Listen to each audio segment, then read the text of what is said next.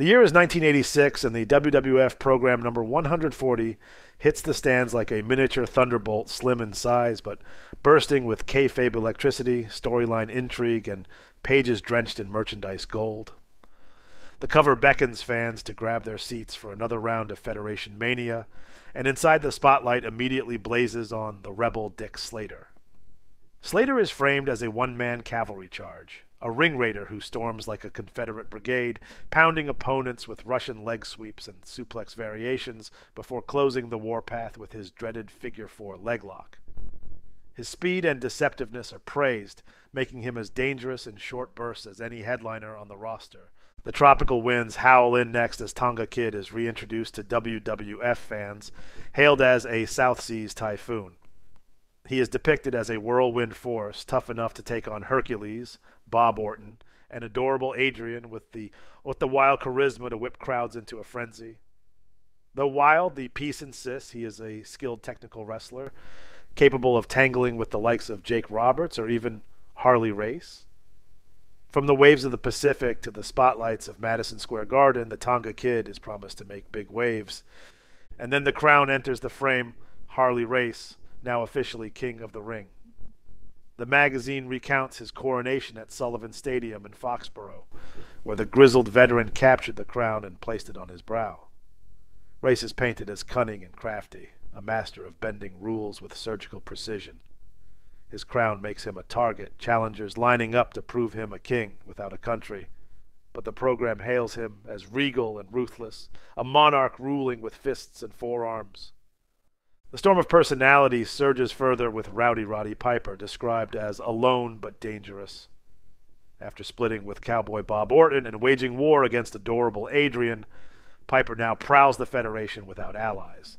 The piece teases his future alignments. Could he actually side with Hulk Hogan? But Piper dismisses the need for friends, insisting he thrives in chaos.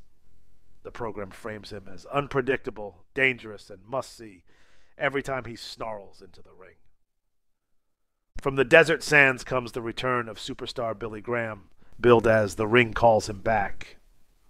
Graham compares professional wrestling to survival in the Arizona desert, stomping snakes and scorpions under his boots, as he promises to do the same to Big John Studd, King Kong Bundy, and Nikolai Volkov.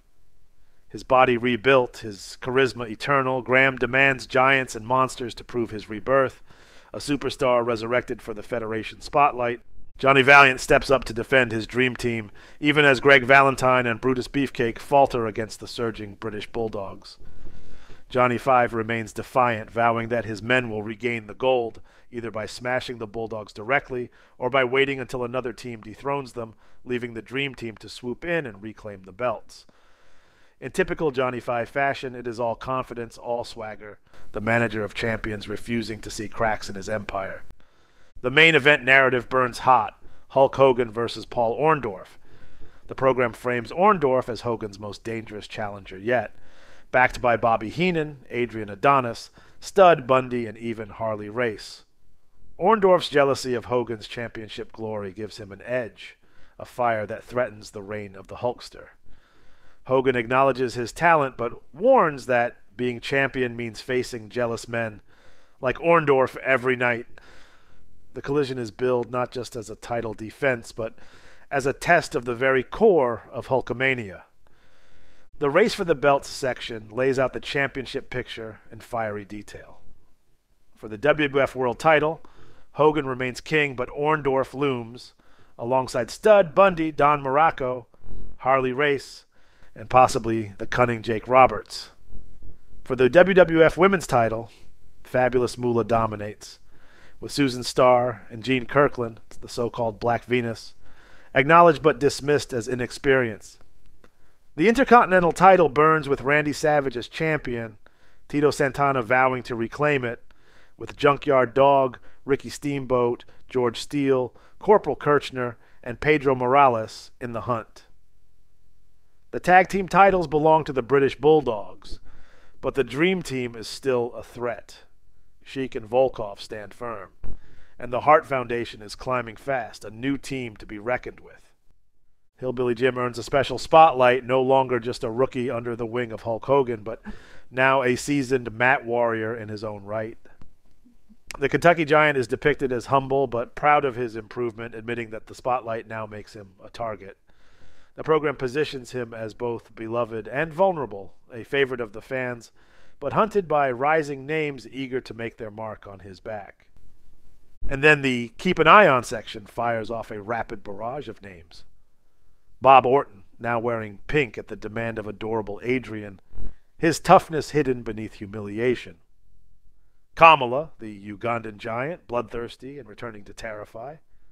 The honky-tonk man, glitzy Elvis persona intact, ready to strum his way through opponents. Sika, one half of the Wild Samoans, back, and nearly 300 pounds of fury. Ted Arcidi, still the strongest man alive, training hard to turn raw power into ringcraft. Each name is offered like a teaser trailer, the promise of more chaos to come. The back half of the program turns into a merchandise carnival, a dream for collectors. Hulkamania t-shirts, Piper gear, Bulldogs jackets, Billy Graham attire, Machines caps, and bandanas for every favorite. Posters line the catalog, Savage and Liz, Steel with his wild eyes, Junkyard Dog snarling, Jake the Snake coiled and ready. Action figures from LJN dominate the page. 8-inch superstars in colorful plastic, plus the super-sized Hulk Hogan towering over toy shelves, alongside the official WWF toy ring for children to stage their own WrestleManias.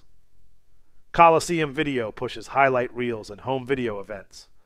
Villains of the Squared Circle, Best of the WWF, WrestleMania 1 and 2, bloopers, bleeps and body slams, and more. The Federation promises not just matches in arenas, but WWF in your living room, on your walls, on your chest, and in your toy box. By the final pages, WWF program number 140 proves itself more than a lineup sheet. It is kayfabe scripture. It gives fans Slater's grit, Tonga Kid's typhoon energy, Harley's crown, Piper's danger, Graham's return, Johnny V's boast, Hogan's warning, Orndorff's jealousy, Ladd's ambassador goodwill, Hillbilly's rise, Orton's humiliation, Kamala's savagery, Honky's glitter, Sika's fury, Arkidi's strength, all wrapped in glossy paper and sold alongside t-shirts, videos, and plastic idols. It is the Federation in miniature, a small booklet that screams larger than life, proof that in 1986 the WWF was more than wrestling. It was culture, commerce, and chaos colliding.